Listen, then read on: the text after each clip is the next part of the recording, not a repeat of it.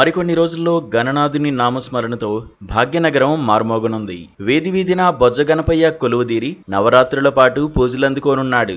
Hyderabad brand image ను పెంచేలా, చరిత్రలో నిలిచిపోయేలా ఈ ఏడాది వినాయక చవితి ఉత్సవాలను నిర్వహించేందుకు ఉత్సవ కమిటీలు ఏర్పాట్లు చేస్తున్నాయి. ఈ క్రమంలోనే హైదరాబాద్ లోని ఉప్పుగోడలో ఆపరేషన్ సింధూర్ థీమ్ తో గణనాథుడి మండపాన్ని సిద్ధం చేస్తున్నారు. జమ్మూ కాశ్మీర్ లోని పహల్గాంలో పర్యాటకులపై జరిగిన ఉగ్రదాడికి ప్రతీకారంగా భారత్ చేపట్టిన ఆపరేషన్ సింధూర్ విజయాన్ని తెలియజేసేలా ఈ ఏడాది ఉత్సవాలను నిర్వహించేందుకు ఏర్పాట్లు చేస్తున్నారు.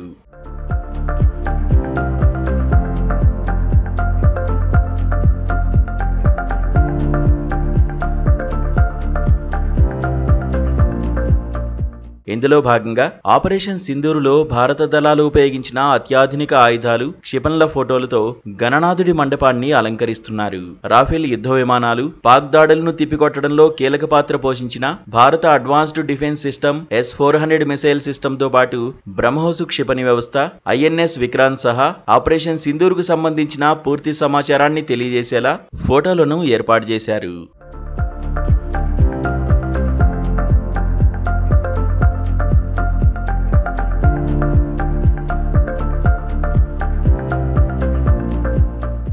గత 49 ఏళ్లుగా ఎంతో ఘనంగా వినాయక చవితి ఉత్సవాలు నిర్వహిస్తున్నామని ఉత్సవ కమిటీ సభ్యులు తెలిపారు. ప్రతి ఏటా ఓ ప్రత్యేక థీమ్తో గణేష్ మండపాన్ని ఏర్పాటు చేస్తున్నామని, ఇందులో భాగంగానే ఈ ఏడాది ఆపరేషన్ సింధూర్ థీమ్ను ఎంచుకున్నట్లు చెప్పారు.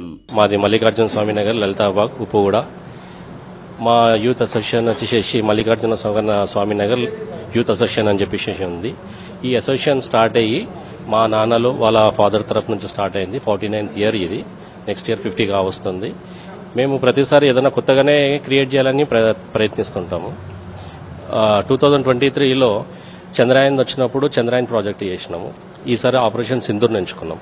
ఆపరేషన్ సింధూర్ ఎంచుకోవడానికి గల కారణం ఏంటంటే, మన భారత వాయుసేన కానీ ఆర్మీ సేన కానీ ఏదైతే యుద్ధానికి సంబంధించిన ఏదైతే మిజైల్స్తో కానీ ఏదైతే మనకున్న ఫోర్స్ అనేది ఏందనేది చూపించడం జరిగిందో, ఆ వర్క్ అనేది, ఆ ఒక కెపాసిటీ అనేది మనకు మిగతా ఇంకా మర్చిపోవద్దు. ఒక 5 months కాగానే సింధూర్ అనేది మర్చిపోవద్దు. దాని కంటిన్యూషన్లు ఉండాలి. దానికి ఉండాలని అంటే ఇట్లాంటి ఒక ఫెస్టివల్స్లో చాలా మంది బయటికి వెళ్తారు. యూత్ వస్తుంటుంది, పిల్లలు వస్తుంటారు, ఫ్యామిలీస్ వస్తుంటారు. వాళ్ళు వచ్చినప్పుడు మనకు ఒక 5 months బ్యాక్ ఇలాంటిది ఒక ఘటన జరిగింది. అప్పుడు మన మోదీ గారు కానీ మన ఇండియన్ ఆర్మీ కానీ వాళ్ళకు ఒక గట్టి గుణపాఠం నేర్పించారు. అది మళ్ళా వాళ్ళకు రిమైండ్ కావాలి అనేది కాన్సెప్ట్తోని ఈ ఆపరేషన్ సింధూర్ ఎంచుకున్నాము. ఈ ఆపరేషన్ సింధూర్ ఎంచుకున్న తర్వాత ఫస్ట్ ఓన్లీ ఈ ఫ్లెక్స్ కడితే, ఈ బ్యానర్స్ వేస్తే, వినాయకుని ప్రతిమను చేసుకుంటే కాదు.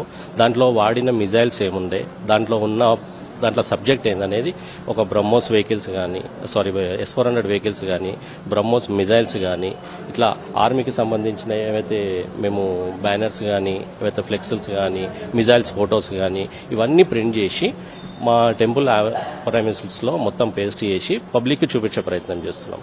నెక్స్ట్ ఇంకా ఈ వర్క్ ఇంకా చాలా బ్యాలెన్స్ ఉంది. ఈ నవరాత్రి వరకు ఇదంతా కంప్లీట్ అయిపోతుంది. అండ్ ఇంకొకటి ఈ ఆపరేషన్ సింధూర్లో ఎలాంటి ఘటనలు జరిగినాయి, మన రివెంజ్ మనం ఏ రకంగా తీసుకున్నాం అనేది ఒక 20 minutes వీడియో చేసి అది ఇందులోనే చిన్న మినీ థియేటర్గా రూపొందించి స్కూల్ స్టూడెంట్స్కి ఒక్కొక్క స్కూల్కి మేమే ఇన్విటేషన్ ఇచ్చినాము.